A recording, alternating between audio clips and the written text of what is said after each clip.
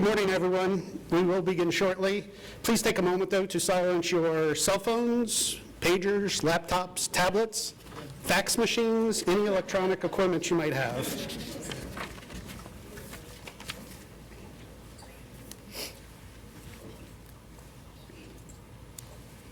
Good morning. My name is Jim Bove. I'm the Public Affairs Chief here at the Madison VA.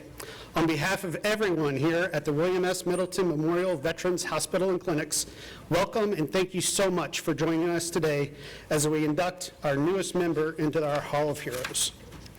We have a few guests we want to recognize and welcome, and if they can and if they're able, please stand or at least give us a wave or fist pump or something so that we know who and where you are.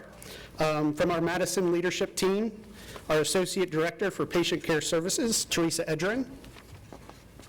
She's here, she's incognito. Associate Director Abe Rabinowitz. Chief of Staff Dr. Ryan Marsh, and our Assistant Director Dr. Lupe Mejia. We have from our community partners, the President of the Middleton Area Historical Society, Ruth Backmeyer. There she is, thanks Ruth. From our Hall of Heroes Selection Committee in Columbia County CVSO, Rebecca Carey. She's in the back. Today's food truck will be Ponchos, tacos. They will be there when we get out, I promise.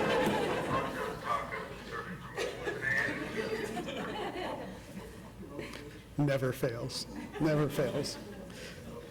And also, we are proud to welcome Miss Capital City teen, Natalie Pop, in the back. We're also very proud and very honored to welcome some of our past Hall of Hero inductees. 2017 inductee, U.S. Army PFC, Ralph Warner.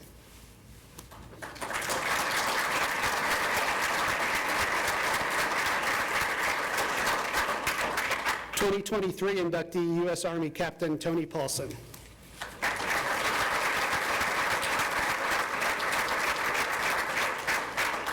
And lastly, we especially want to thank the many friends and family members who have come from far and wide, those connected to PFC, Dennis Stoppelworth, that have come from Georgia and Colorado, drove here, both of them, and everybody in between. So thank you so much for being here.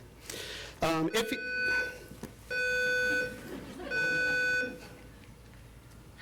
code, main hospital, 7th floor, Alpha Way, room Alpha 7008. It's a busy day today.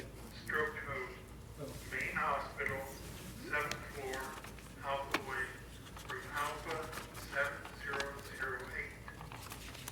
Stroke code, main hospital, 7th floor, room Alpha 7008. You said Denny's a jokester. I have a feeling he's... Ladies and gentlemen, if you're able, please rise for the presentation of colors by the American Legion Post 59 from Stoughton, and for the singing of the national anthem by Madison VA employee Rachel Nadick. Veterans, feel free to salute. Family and friends, please place your hand over your heart and remain standing until the colors have exited the auditorium.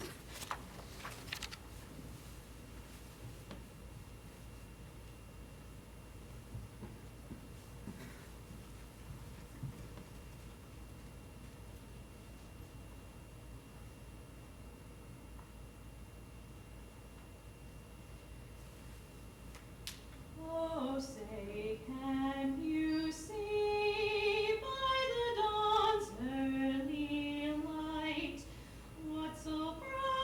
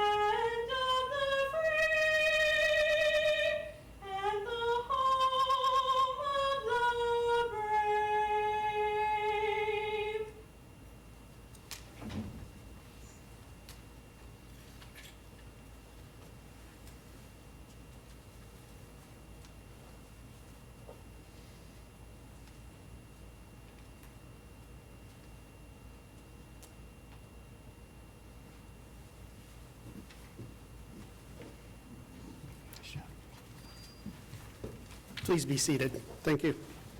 At this time, I'd like to welcome our chaplain, Raul Bermudez, to give the invocation.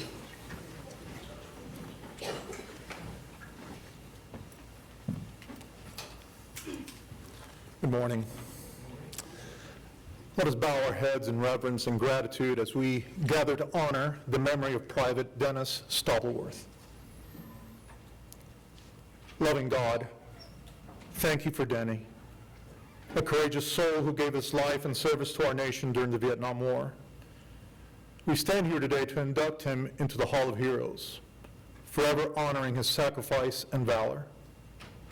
We call upon the presence of peace and strength as we remember Denny, taken from us at a tender age, yet whose bravery knew no bounds. We hold in our hearts his beloved parents, Rodney and Lucille, whose love and pride for their son endured beyond the years of loss. We cherish Denny's family and friends. May they find solace in this moment of recognition, knowing his legacy lives on in our collective memory. Redeeming God, grant us the wisdom to cherish the freedom secured by Denny's sacrifice and inspire us to live with the same courage and selflessness he exemplified. May this gathering unite us in gratitude, reflection, and resolve to honor all who have served. Amen.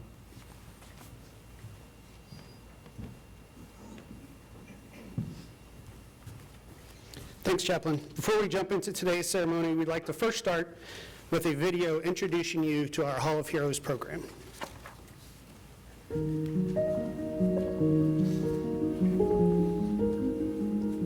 This is one thing that we can do as a Veterans Hospital that St. Mary's or UW Hospital just, they don't have something like this. This is special. This is for our veterans, for our staff, for their family members.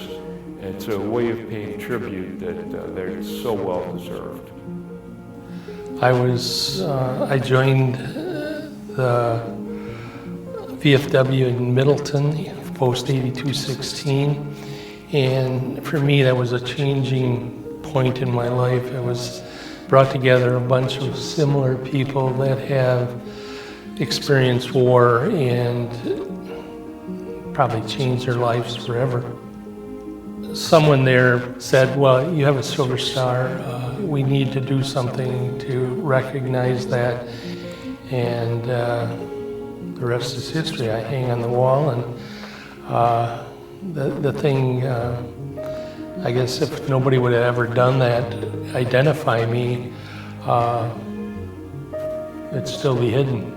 This is their chance. It's going to mean so much to have their family, friends, and actually be in a safe environment versus their initial wards. It could have been right after action. Some general could have pinned on the medal, and it's forgotten.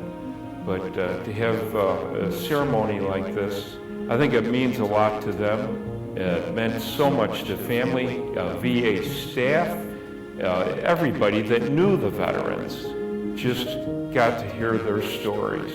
And it's in a great place where everybody sees that goes through there, and you know the workforce at the VA know you. They've read your story. They've seen you, and they know who you are and what you have done.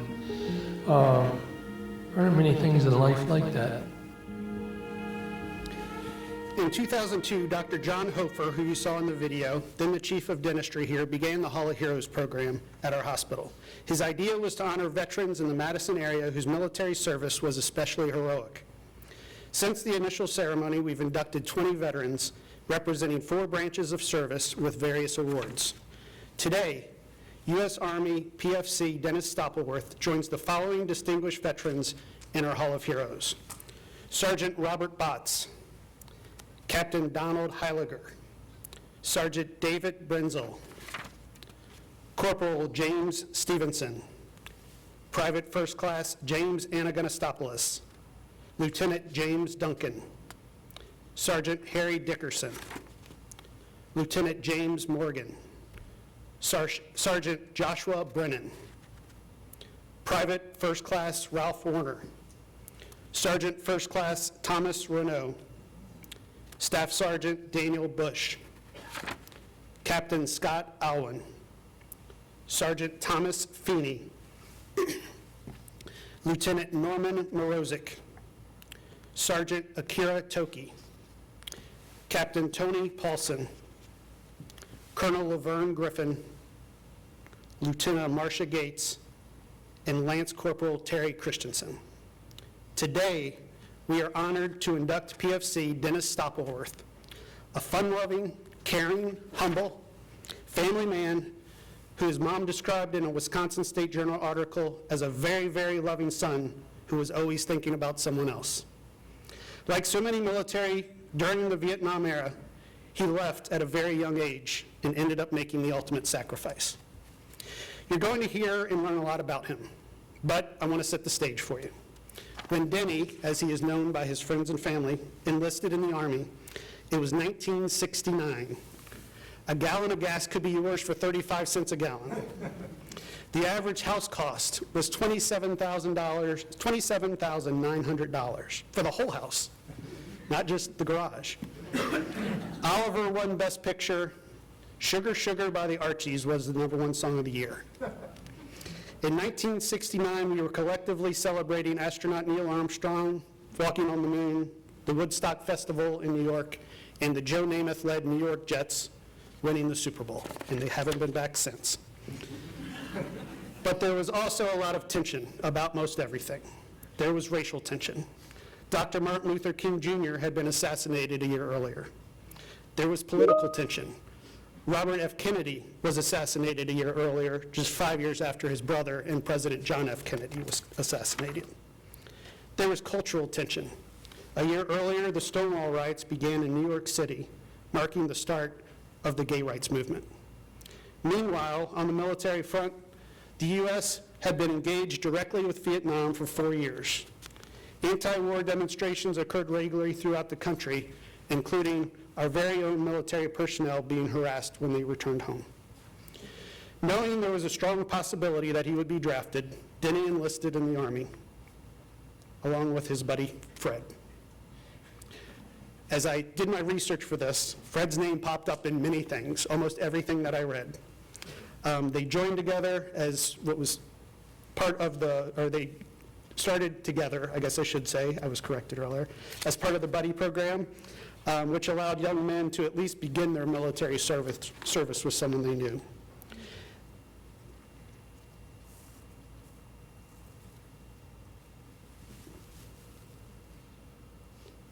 After Denny was killed, it was Fred who escorted his remains back to his family. As Rick shared with me earlier this week, that in itself is a courageous effort. Today, we are so honored to have Fred joining us from Colorado.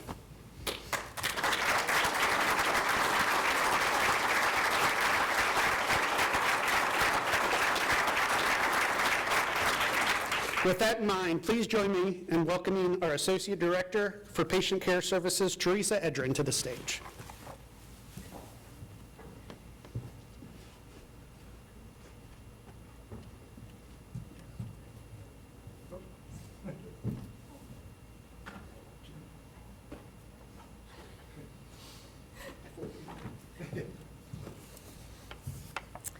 Thank you, Jim, and thank you to the family and friends of our inductee, Private First Class Dennis Stoppelworth, for joining us today as we honor his heroism.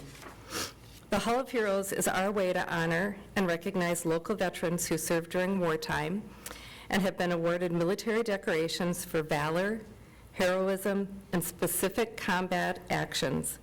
It serves as a reminder of what our courageous veterans have endured and honors the sacrifices that they have made.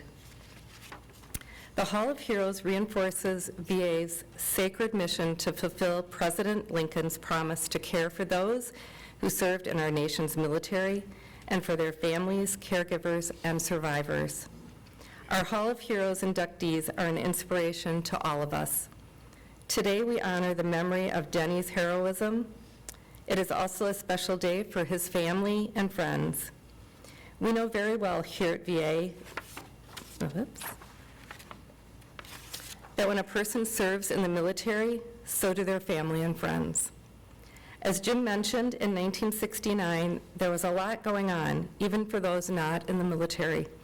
With so much tension throughout the world, what kind of person would volunteer to serve in the military, to put themselves in harm's way, to enlist rather than be drafted? You're about to find out. We call them heroes. Now we'll hear Denny's My Life, My Story. My Life, My Story staff members interview veterans or their family members to share stories with medical providers so they can better know the veteran and provide the best individual care possible. Please join me now in welcoming our My Life, My Story coordinator, Thor Ringler, to share the story of Private First Class Dennis Stoppelworth. Thank you.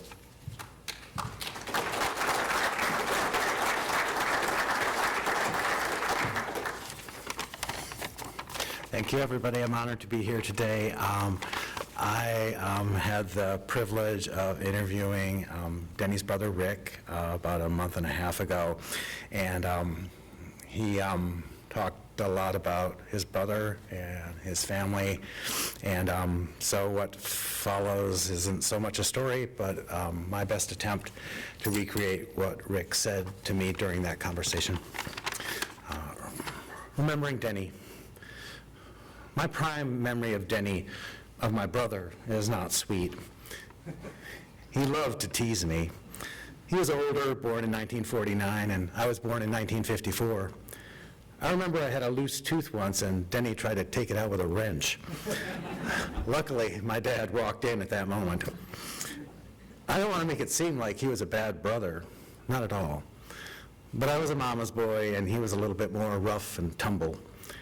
And he did take the hit for me sometimes. I remember a couple of times him saying to my folks, "Well, I did it. He didn't do it." Denny and I grew up on an apple orchard outside of Middleton. It was great living there. I have a lot of memories of us running around in the orchard playing with Chippy, our dog. We went to St. Francis Xavier School in Cross Plains. My grandmother and her second husband owned a small grocery store in town, right across the street from the church. We got to spend a lot of time with Grandma and Grandpa as well. Denny liked school. He was a good student. He was an altar boy while we were still going to Catholic school. He was also in the marching band at Middleton High School.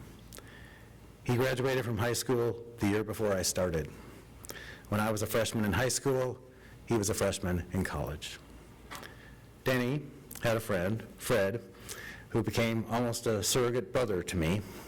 He was at our house all the time. Fred and Denny ended up joining the Army together under the buddy system. We were terrified, but there was some comfort for all of us knowing that he would have a friend there. There was constant communication between my folks and Denny. He wrote quite a few letters. My mother wrote every day. Once he got to Vietnam, we also sent cassette tapes back and forth. A lot of tapes are just requests and instructions. Please send me this. Please send me that. I'm okay. This worked really well. Don't pack stuff in cereal. But he also told us, we just walk. We walk through the jungle. We never see the enemy, which was kind of reassuring. But there were times when you can hear gunfire in the background or mortar shells. And this 20-year-old kid is still telling us that there's no altercation, there's no engagement. I remember one letter in particular where he said, "Don't be mad at the protesters. Nobody over here believes in this. When I get back, I'll be right there with them." It was clear that he was not going to make the Army a career. We found out about Denny's death on Father's Day. Mom, Dad, and I, my mother's two sisters, my grandmother and grandfather, we had all gone out for dinner. We got back. It was about 12 o'clock, midnight. The door rang. It was our priest and a soldier to give the news. Within a half an hour, our house was full of people. The Army officer had been going to the neighbors to see if they knew where my parents were. At that time, everybody knew what that was about. I was sitting out on the curb just looking up at the stars feeling like my world had exploded. My uncle came out to find me. He told me, "Now you have to be the man of the family." I was 13. Our whole family broke down after Denny died. It was just the three of us. My mom and dad just couldn't bear it. It was 1970, and any concept of emotional therapy or therapeutic support was just not available, especially to working class people. There was a lot of drinking. My dad took 2 part-time jobs beyond his full-time job, and we just didn't speak of it. By the time I went to college, all I wanted to do was just get the hell out of that situation. Not because I didn't love my parents, but because I didn't know how to deal with it either. There's never any mention in any of the letters or the tapes about Denny receiving the Bronze Star. My parents found out about it maybe 3 months after he was killed. It and the other medals were awarded posthumously at a ceremony in Illinois. That's when my parents received the chest of medals. That's also when they received the information about what had happened. Just before he was killed, he and his platoon had come in from the jungle and were taking a break.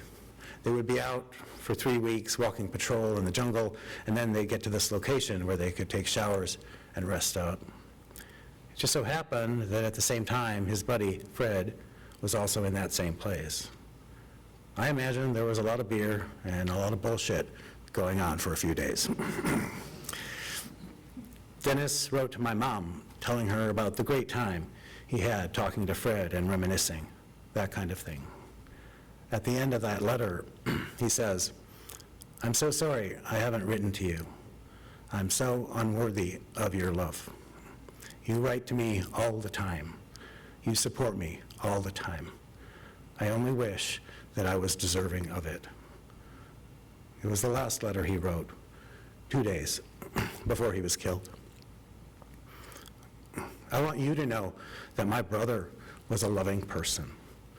He was a kind person. He was a bright kid. He was popular. He loved the ladies, that's for sure. He was always dating and getting speeding tickets. But he was a good kid. He didn't believe in the war. He simply believed in living up to his responsibilities. Thank you.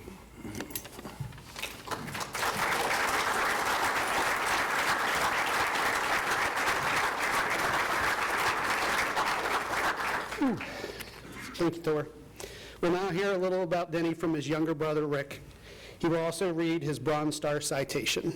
Please join me in welcoming all the way from Gainesville, Georgia, Rick Stoppelworth.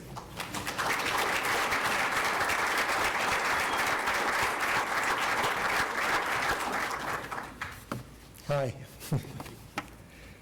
I had thought of reading this from memory, but I've certainly delivered longer monologues, but not more important monologues. So I'm going to read it. But before I read my remembrance, I'd like to thank the William Middleton Memorial Veterans Hospital for this program to honor our fallen veterans and help those to honor every person who has served to guarantee freedom throughout the world. I'd especially like to thank the staff, which has been so gracious with their time.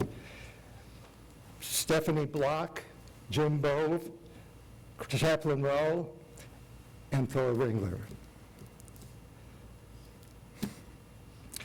Dennis Michael Stoppelworth, Denny, was my older brother, older by about 7 years.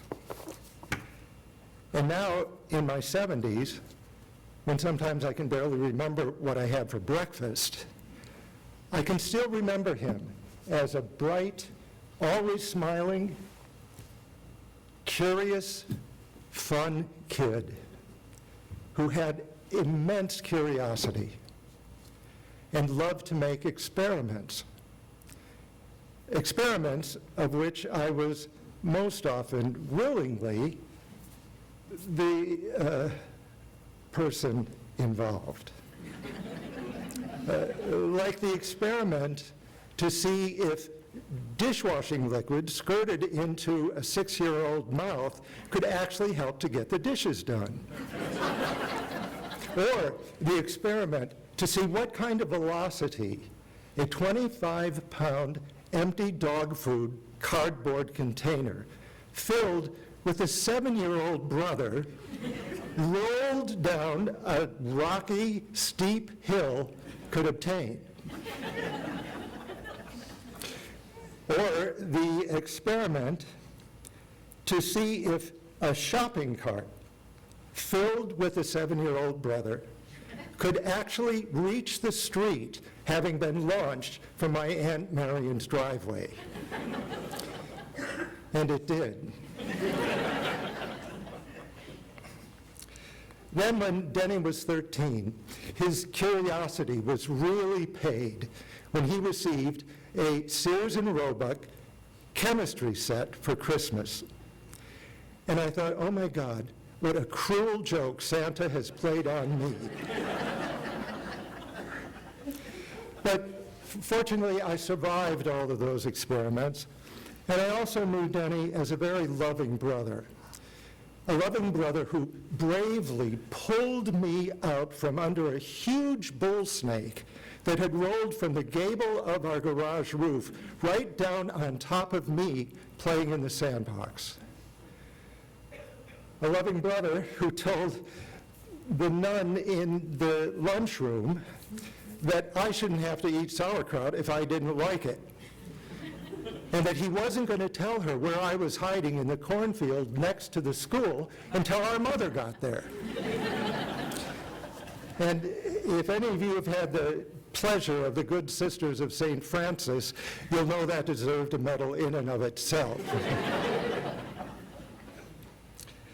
I also know Denny as a loving brother who wrote to me from Vietnam in cruel, ironic hindsight that he would do anything he could to see that I didn't follow him into war. And Denny was also a very loving son. As Thor mentioned, he wrote 76 letters in his 6 months in Vietnam and sent home 7 audio cassette tapes and 2 Christmas presents. Now, Denny often wrote about just the monotony of his life in Vietnam. He wrote about the camaraderie and the friendship among his platoon buddies, with whom he often shared the treats of the many care packages my mother had sent. He also wrote consistently about his hope for an R&R in Hawaii, where the 4 of us would be together again. He complained about bad food. He complained about the mosquitoes. He complained about the bad food. He complained about always being damp and dirty, and of course, the bad food. But not wanting to burden my parents and spare them, what he never complained about was what must have been the strain on his 140-pound frame carrying an 85-pound rucksack through the bamboo jungles. He never complained about the incident for which he was nominated for the Bronze Star, nor the incident that itself inspired. He never mentioned ever having seen any combat. Dennis Michael Stoppelworth did not believe in the senseless war that took his life. One day in the spring of 1969, he came home from class at the UW, his shirt torn and he was bloodied. And that night, there was a conversation at the kitchen table from which I was excused. And several days later, he and Fred, having found out that they were about to be drafted, enlisted under the buddy system. And it was that good buddy who so honorably served as the escort officer for the return of my brother's body. He often wrote of the futility of what he was involved in. In a letter written in May of 1970, he implored my parents to not be angry with the protesters against Nixon and the Vietnam War. He wrote, "When I get home, I'll be right there beside them." And on the back of that envelope, of that letter, he also wrote, "I am a liver of life. I am a lover of humanity. And today, the Army made me a killer of men." I was 13 when he was killed. And no doubt there are those of you in this room who may know him better than I in many ways.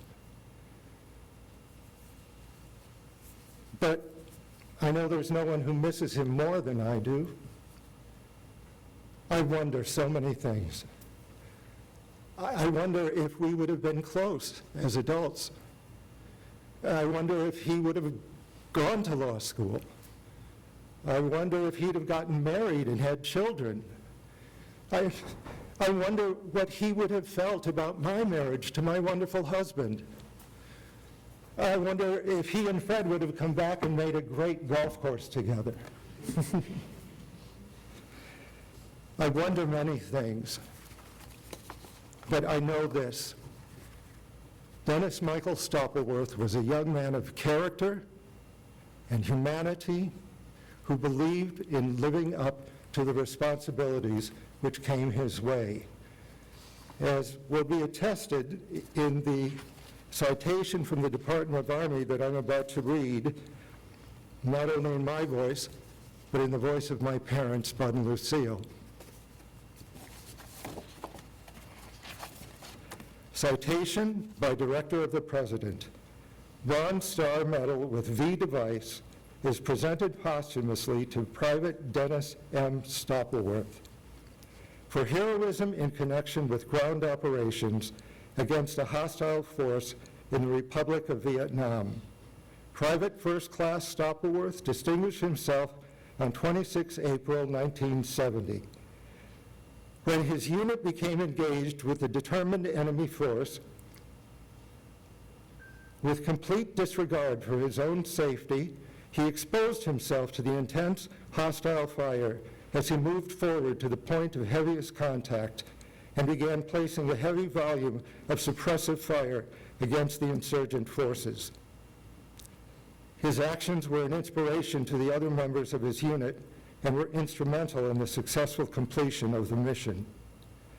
His display of personal bravery and devotion to duty is in keeping with the highest traditions of the military service and reflects great credit upon himself, his unit, and the United States Army.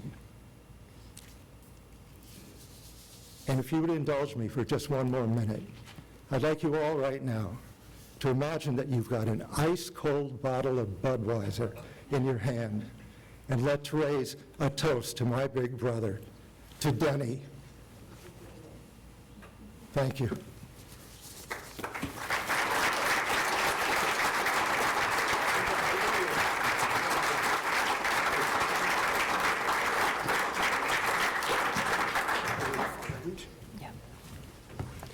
Thanks, Rick. We'll now have Rick and Teresa on stage for the formal induction and unveiling of the plaque. If you can, please stand.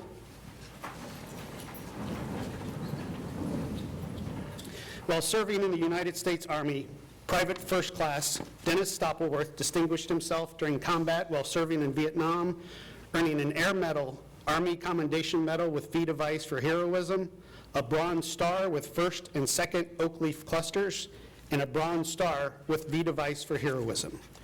Through action and deed, he brought great credit upon himself, his family, his service, and his country.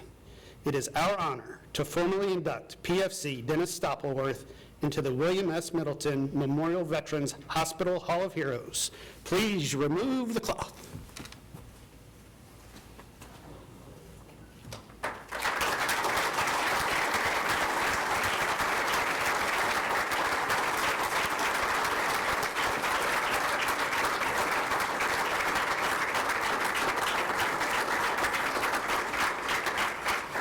PFC Stoppelworth's plaque will be placed in the Hall of Heroes next to our other valorous veterans. The Hall of Heroes is located as you exit to the right. If you haven't checked it out, please do so before you leave. It'll be here on the first floor. And Rick, you will be invited to every Hall of Heroes inductee from here on out. We know you're far away, but you'll still get an invitation. Please be seated.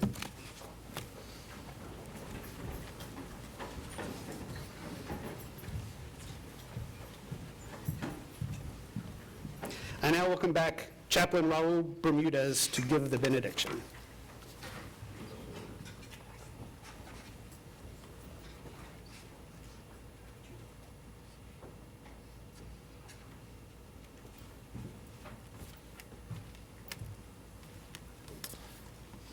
Let us pray.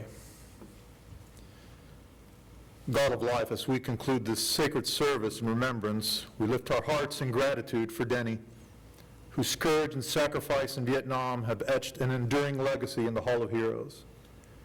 We carry forward the light of his selflessness, forever inspired by his devotion to duty at such a tender age. We ask for your blessing upon his family and friends who bore the weight of his loss with grace and love. May they feel the embrace of this community and the comfort of knowing that Denny's valor is eternally honored. Grant us, O Spirit of peace, to resolve to live with purpose, to cherish the freedoms Denny defended, and to uphold the values of courage and sacrifice in our own lives. May we depart this place renewed in our commitment to justice, unity, and remembrance. Eternal God, go with us now, and may your peace rest upon all who serve, all who mourn, and all who strive for a better world. Amen.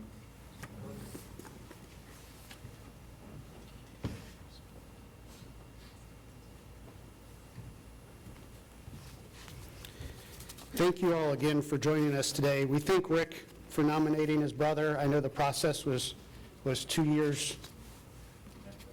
Sure. Come on up.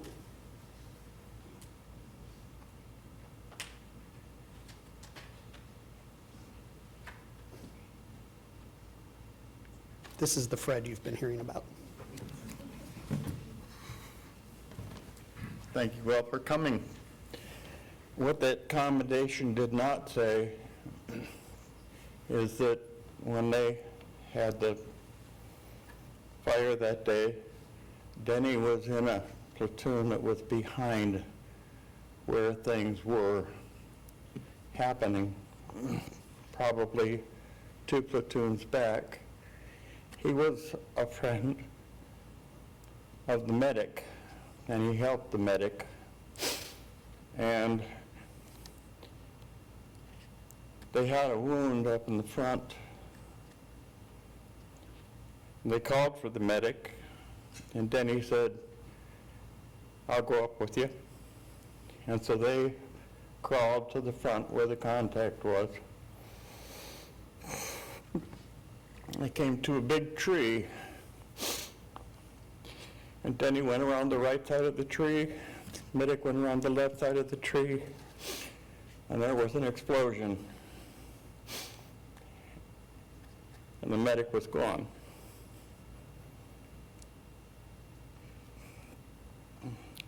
And Denny could see he wasn't there, and he kept going forward, and he was up in front. And the last night of his life, I spent with him because he came in to our fire base. And he told me about it. And he said, "You know, this is a message for you that I can't live my life for that medic. That medic is gone. All I can do is live the best life I can live. Can I leave my stuff under your bunk? Because I'm going to be back tomorrow." And I said, "Sure." And that was the last time I saw him. What a friend.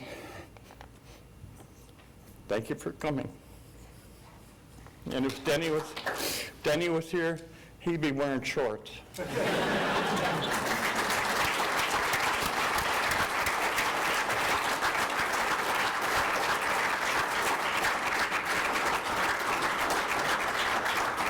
Thanks, Fred.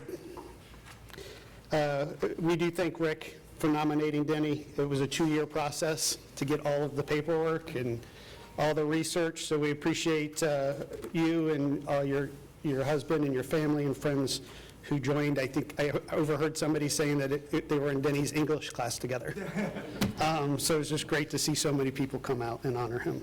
I also want to, special thanks to Stephanie Block, who's hiding in the back there, but has led the way with Hall of Heroes year after year. So, thank you. This concludes our ceremony.